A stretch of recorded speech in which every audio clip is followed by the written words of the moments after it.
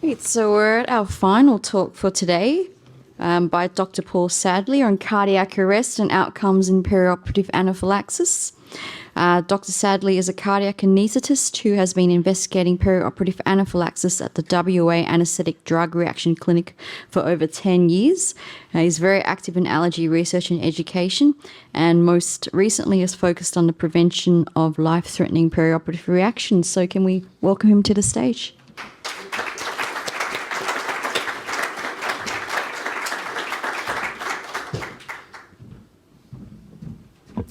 Thanks very much. So my talk, I'll be presenting some data, which is good because you can see for yourself some of my points from the data. But just in case I miss some things, there's three major points that I just wanted to get across at the start. And the first one is, if you have a case of grade 4 anaphylaxis, PEA arrest in theatre, unexplained PEA arrest post-induction, and you have that, that moment when you just have so much cognitive overload from what's happening, it's important to know that if it is anaphylaxis, then more than likely the patient will be fine. If you just follow the guidelines that have been drummed into you over the years, it's remarkable. Of all the causes of arrest, in-hospital arrest, the outcomes are so far in advance better than any other possible etiology. That should be very reassuring. The other thing as I present the data to you today, I've sort of thought of a new kind of cognitive aid that you should use during a PEA arrest from anaphylaxis, and that is that your adrenaline dose in micrograms should be the same as your volume resuscitation in mils. And I mean, it won't be accurate, but that would be a good aide-memoire, and I'll show you why that's the case. I've just thought of it sitting here during the day today. The third thing is, in terms of research, I mean, we need to do research on this topic. And the nice thing about allergy is that because it's anaphylaxis, the perioperative anaphylaxis hypersensitivity, it's such a rare event that you can't follow the usual advice for doing studies into the thing. You can't do a randomised controlled trial. Case controlled trials you can do, but they're difficult. And so you have to think laterally and use things like natural experiments. And a recent natural experiment that's happened is COVID. So I couldn't design a trial in which I said that, okay, I'm going to lock most of the population at home and stop them going to work and stop them from taking Fulcadine or stop them from being prescribed antibiotics. But COVID can do that for us. And so it's a good opportunity for us. Everyone who's got perioperative anaphylaxis cases, photocopy them, put them in a drawer somewhere, because it'll become a fantastic resource because it is a natural experiment. And I'll touch on that a little bit. So yeah, let's start looking at some of these cases. So we had 91, I've looked at about 12 or 13 years of data in WA. We're one centre, so we see everyone in WA, which is nice because you can sort of get some idea about numerators and denominators, because we hope to capture everyone in the state. It's a very isolated state. So the things that I'm going to talk about today, just PEA arrest, these 91 cases and what the outcomes were like, the cognitive dysfunction rate after PEA arrest from anaphylaxis, and some of the tools we should, or perhaps I'm proposing that we use to assess this. And the third one, because I'm trying to just say something new that I haven't talked about before in these meetings, is an observation that we often get acute hypokalemia with acute anaphylaxis or in perioperative PEA arrest. So I might just touch on that. Now, these are essentially interim analyses of some studies that we've had going since about 2016, which we'll probably have to modify a little bit because we want to just use prospective data. And it's useful to look at interim analyses because you can change your protocols and stuff like that. And what I present today should be useful for everyone for hypothesis generation, more than coming to conclusions, but you should be able to look at these studies and say, hey, look, maybe this or maybe that. You can generate hypotheses which you then test formally with a well-designed study.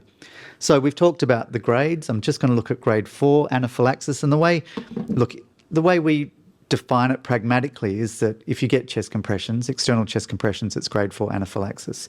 I mean, there'll often be patients, post-induction, you intubate them, the blood pressure cycles for a few minutes before you realise it's anaphylaxis, and you give some adrenaline and you get a pulse back. I mean, they might have had, an unrecordable blood pressure for a few minutes, but we are calling that sort of grade 3 anaphylaxis.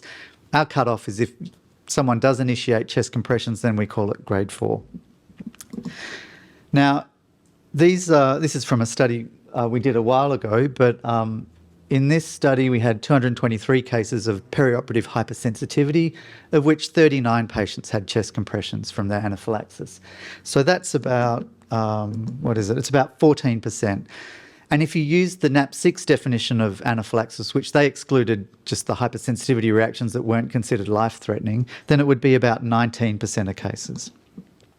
So that's how commonly anaphylaxis intraoperatively would be complicated by cardiovascular collapse and the need for chest compressions. And you'll realise immediately that that's more common than the rate of chest compressions from people having peanut anaphylaxis walking around in the community. And there's a very good reason for that. And some of the difficulty with studying this problem is that we can very easily turn anaphylaxis under anaesthesia into a very bad situation. I recently had a case with Hannah where we were anaesthetising a patient having cardiac surgery who had anaphylaxis after bypass. It was very hard to manage when the surgeon kept on lifting up the heart and telling us not to give fluids. And in the same way, if you accidentally leave your APL valve on 70 centimetres of water in the confusion after you intubated someone, and they have anaphylaxis, you can imagine that intrathoracic pressure is going to cause cardiovascular collapse.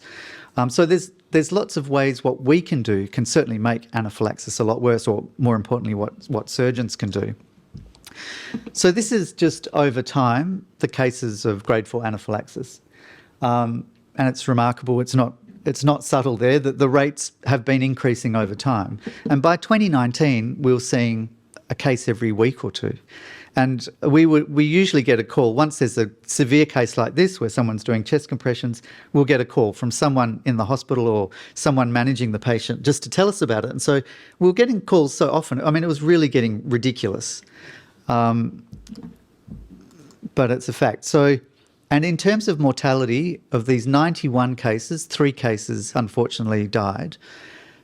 Which gives you a rate of 3.2%, which is remarkable. You've got a 96% plus survival rate and you're doing chest compressions.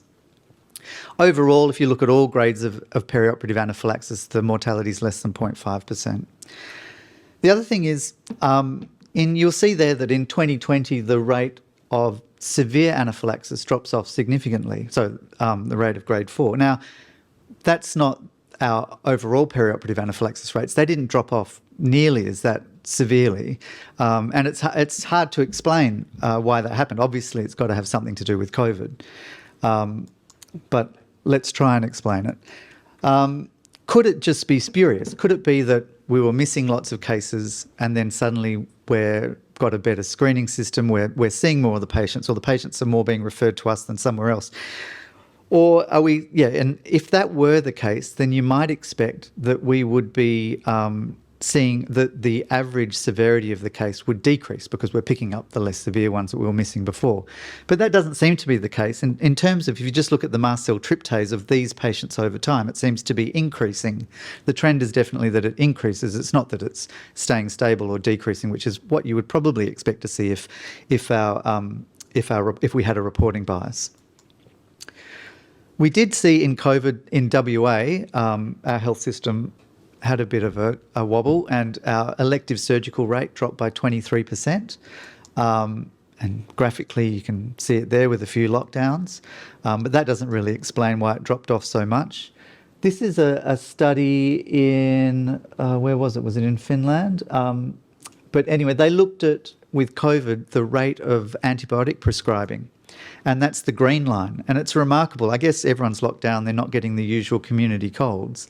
The rate of antibiotic prescriptions for upper respiratory tract infections dropped off like 80%.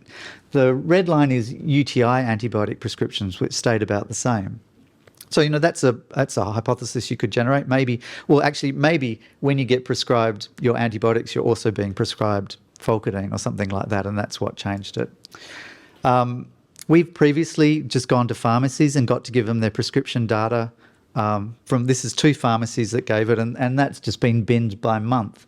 So you can see over the winter flu season, the rate of Fulcadine prescription goes up and then it goes down.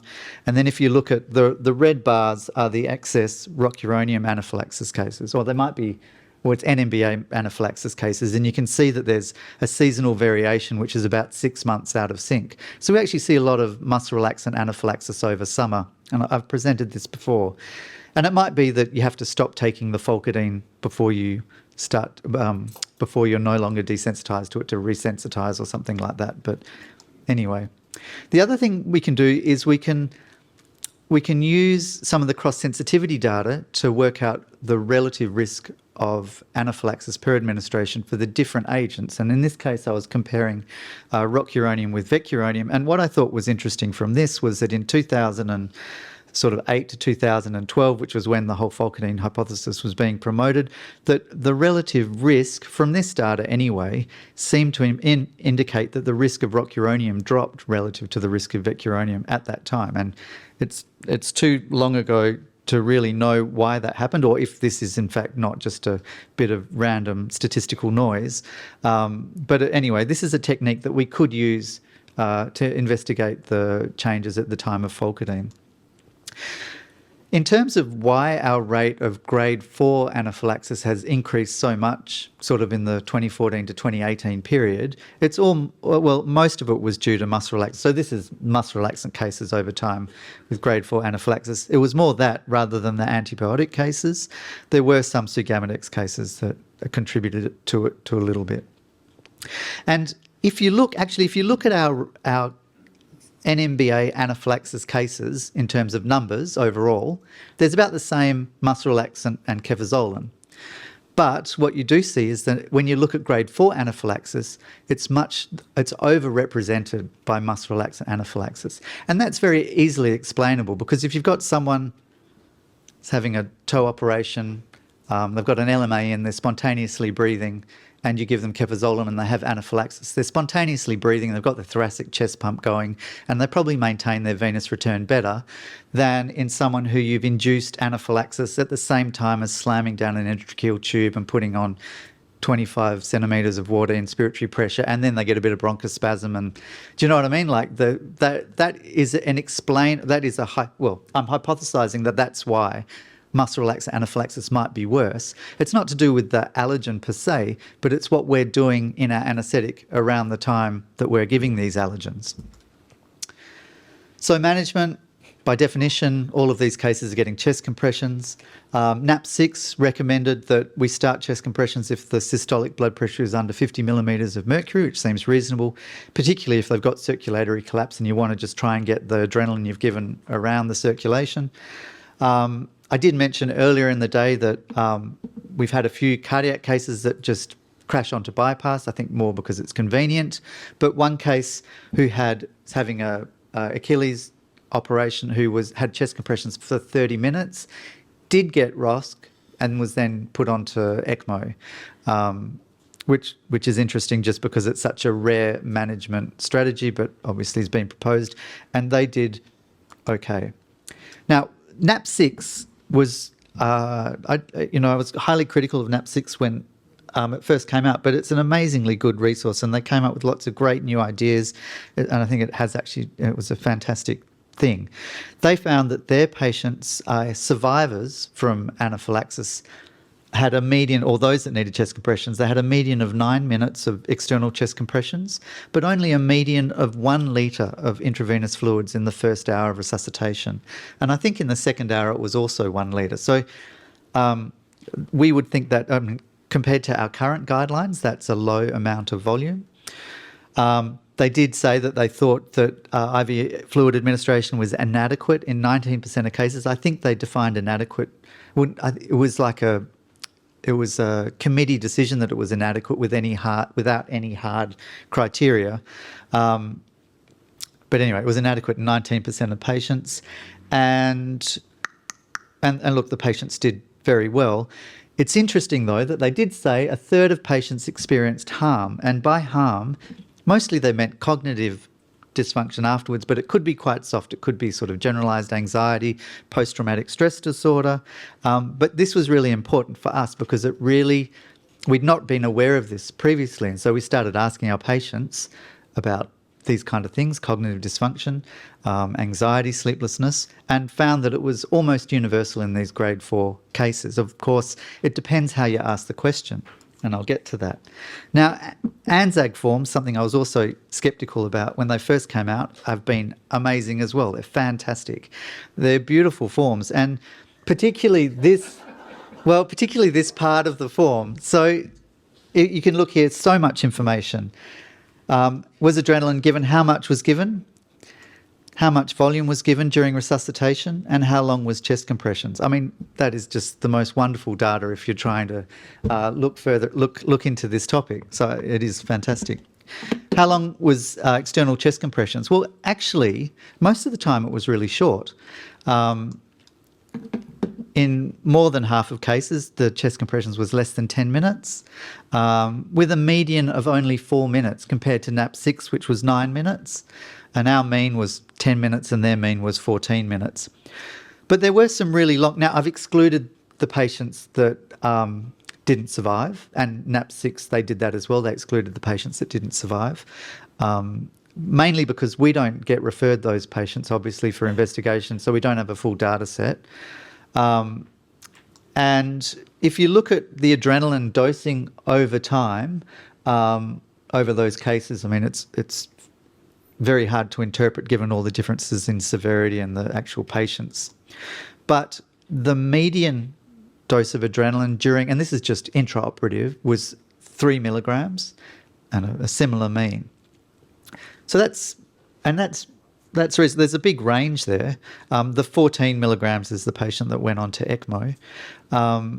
I actually think we see quite a bit of harm from adrenaline, from large doses of adrenaline, and we've seen at least 3 cases of Takotsubo, but I suspect it's also quite underdiagnosed. And the next slide, we'll look at the volume resuscitation over time, just of all those cases. And again, the median is again 3 litres. Well, it's 3,000, whatever the units are. So that's why I was sort of saying at the start. And if you look at the individual cases, when you look at the ANZAAG form, it's amazing how often the dose in micrograms is similar to the volume resuscitation in mils. And I just think that would be a good aide-memoire. Like if you're, I mean, I went through a patch where I was managing a lot of acute anaphylaxis just by chance. There'd be one in the theatre next door and stuff like that. And you go in there, you don't really know what the diagnosis is to start with. You start your ACLS protocol when you're doing chest compressions. And before you know it, you've given 2 milligrams of adrenaline. You suddenly realise that it's anaphylaxis because they've got piloerection or there's a rash or some other sign. And my personal experience, we were giving boluses of adrenaline. They'd get a pulse back for 30 seconds and then it would just winnow away again, until we realised that it was actually anaphylaxis because you just get that cognitive overload, I guess. And we'd given 500 mils of intravenous fluids at that point. And as soon as we started to give intravenous fluids, it would have only been another 500 or 600 mils. They became adrenaline responsive. So I think once you're given 2 milligrams or 3 milligrams of adrenaline, it's a nice aide-memoire to say, okay, it's anaphylaxis, hang on. We should have given 2 or 3 litres of IV fluid resuscitation now. I think it's just very easy from a CRM point of view to see how that people could miss that. Anyway, and that's a lot more fluid than NAP6. And maybe that's why our duration of external chest compressions is less. It's quite hard when you're looking at this topic. If you're going to look at, say, if you just look at raw numbers, if you look at the duration of external chest compressions, if someone's had 60 minutes of chest compressions, they're going to have been given more volume and more adrenaline. And that's going to confound that treatment outcome matching. So if you just look at the raw numbers, people that get more volume and more adrenaline will do worse than the people that get less adrenaline because they've had longer resuscitation times. So we need to control for that. I'm just going to skip that. Let's just look at trends over time. So adrenaline resuscitation, like I've done just a 10-point rolling mean on this one. I don't know how significant this is, but at least the dose of adrenaline is constant or reducing, or it's not increasing over time. The volume resuscitation, the rolling average, is increasing over time, and I think that's probably the efforts of education and the efforts of ANZAAG, and I think it's good. I think it's a good outcome. what we need when we study this problem is we need an outcome. And we can't use mortality as an outcome because when your mortality rate's 3%, I mean, you're going to need, as with everything, you need thousands of patients to study these problems, or you need an outcome that is quite common. And now we have an outcome that's common in this cognitive dysfunction. If NAP6 is right and cognitive dysfunction after grade 4 anaphylaxis is 30%, we should use that as your outcome measure to decide whether this is being treated well or this is being treated well. And Michelle has said today, with that very interesting research about the inhibition of cerebral autoregulation, it's very plausible that someone would have cognitive dysfunction. I mean, maybe we should be more aware that someone who's had anaphylaxis, a blood pressure of 80 or 90 might no longer be sufficient for normal cerebral blood flow because their autoregulation is gone, and they probably need a pressure of 120 or 130 for a period. So the tool that people use for assessing cognitive dysfunction after an arrest is the Cerebral Performance Category score. It's a 5-point score, and it gives you an idea of dysfunction afterwards. But it's not really fit for our purposes because the best number is 1 out of 5, which is called good cognitive performance. But it also includes things like you can have a non-incapacitating hemiparesis. Like if you have an anaesthetic, you expect to wake up normal. It's like when your Tinder photo doesn't match you when you turn up, and they say, and you just go, "Oh, look, it's just a non-incapacitating hemiparesis." So we've modified this so that this first and second score are now score 2, and 1 is just completely normal, which was what we would consider to be a good outcome. So let's look at it over time. 1 is completely normal in this score, and this is just the 91 cases or the 88 cases in sequence. You see the 3 deaths. So these 3 deaths happened about a year after we published our paper saying that we have no deaths in WA. And then NAP6 happened, so we became a little bit aware of cognitive dysfunction, and we saw a few cases. And then we really said, look, we need to ask everyone about cognitive dysfunction. And then sure enough, once you ask people, it's very common. And so you need to have, you can't measure something if you don't ask about it. So yeah, this is our score, our rates, which is probably, I mean, I think we've definitely not detected all of the cases of dysfunction. So we're underreporting cases 2+. But, 76% of patients are normal and 19% just have that mild dysfunction. And so we're looking at about 95% good outcomes, and that's compared to in-hospital arrest, which is between 2 and 10%, depending on the age. So again, it's a good outcome. So you've got normal, you've got mild cognitive impairment, then inability to cope with activities of independent activities, and then coma, which never happens because you always fall off that precipice to the one below or the one above, or you're dead. So yeah, NAP6. Now, it's very important when you talk to patients. So patients usually, as soon as they've had anaphylaxis, they go home, they Google it. They see that even celebrities die under anaesthesia, and they get really anxious. And they'll say to you things like, oh, look, the doctor said, and I think anaesthetists are bad when they do this. Doctor said when I woke up, he said, I died while I was under, but they managed to bring me back. I mean, that's a terrible thing to say to someone, even if it's completely true. And so the next thing I say to them would be like, oh, how are you sleeping? And they just look at me like I'm stupid. I mean, they're terrified after that and they're not sleeping well. But of course, it's a very leading question. So we tried to design a questionnaire, which is a bit like the awareness questionnaire that you do after you think you've forgotten to put the volatile on, and you go to them afterwards and ask in a very softly way whether they were awake during the anaesthetic without actually asking them.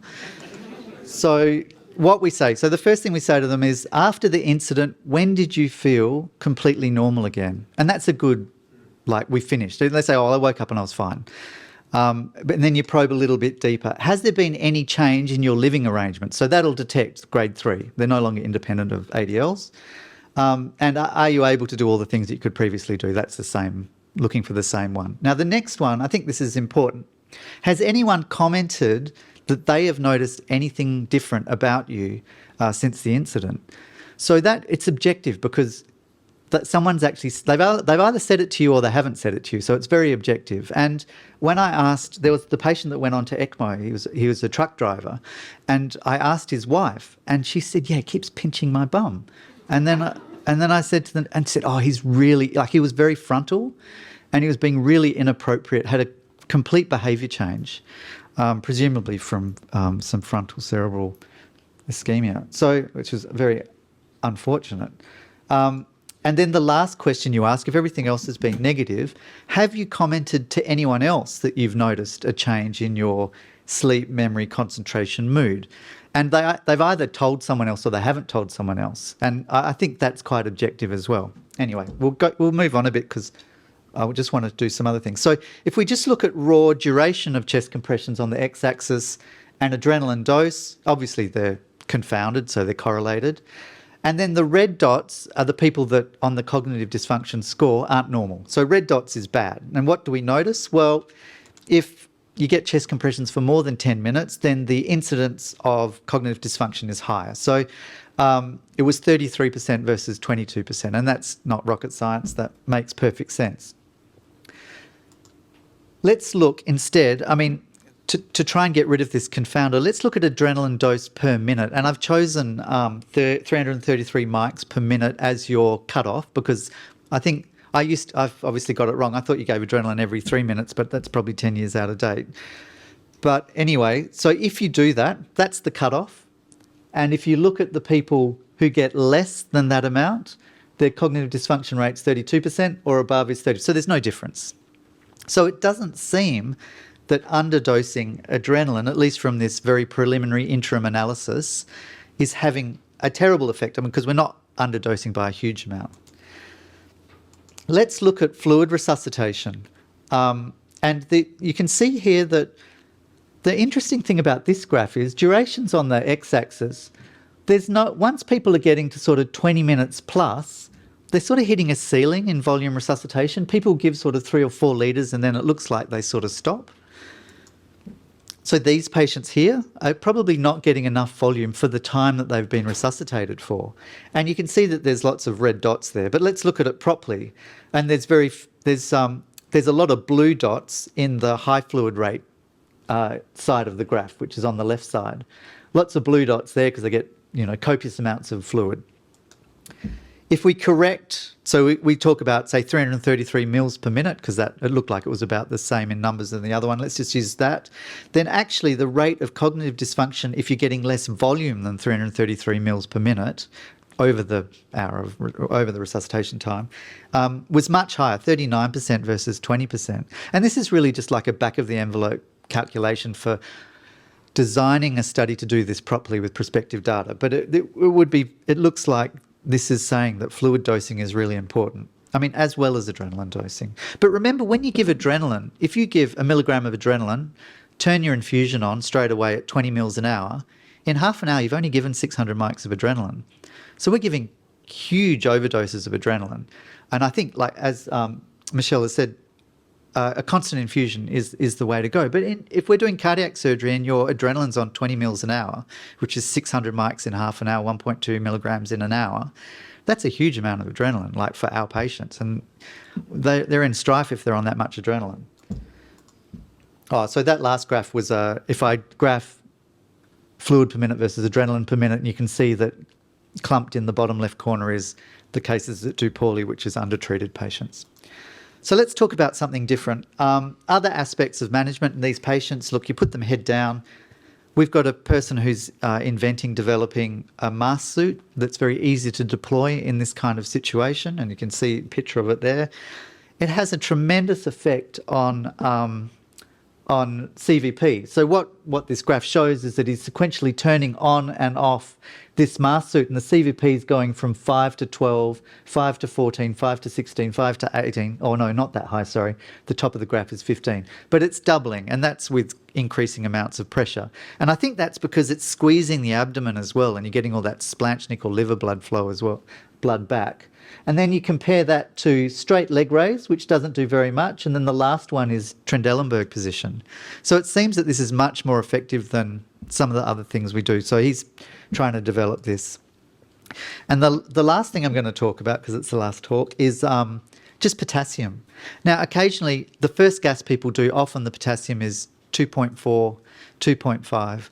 And I'm not sure if it's the endogenous catecholamine release or the exogenous catecholamine release, but people do often treat it. And I'm not sure giving 10 millimoles of potassium is a good idea during anaphylaxis, just for vasodilatory properties or even arrhythmogenic reasons. But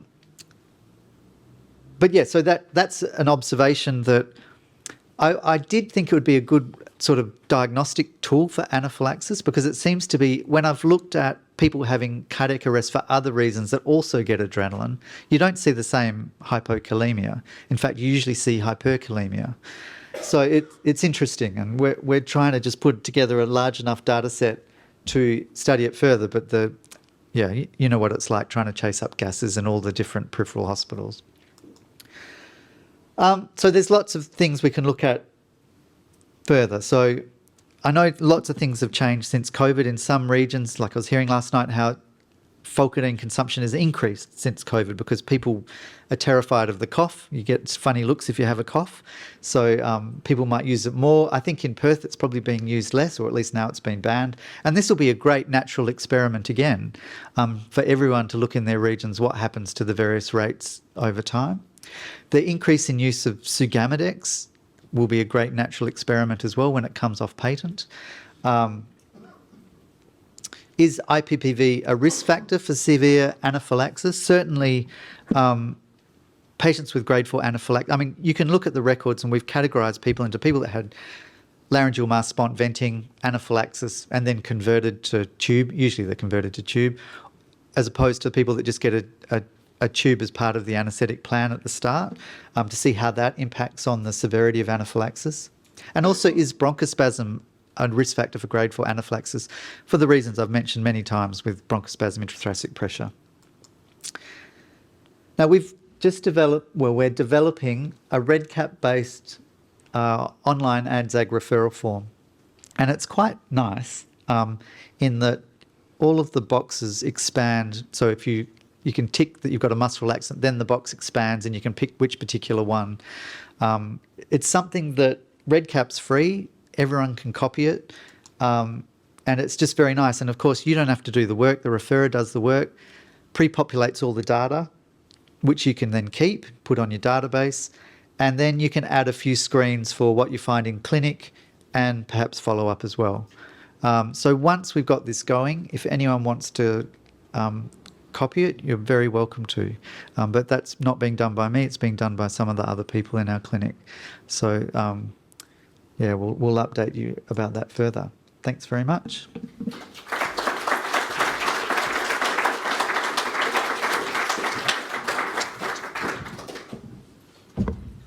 Okay, can I invite all the speakers to come back to the stage for a Q&A?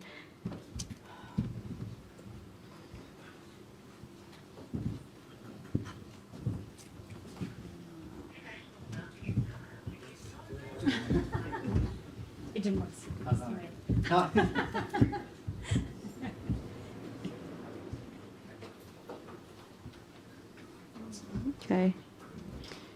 We don't have too many questions, so it shouldn't be too much of a delay. I was going to make a comment that, you know, it's very nice that in France that you do have the GERP database and the ANZAAG database group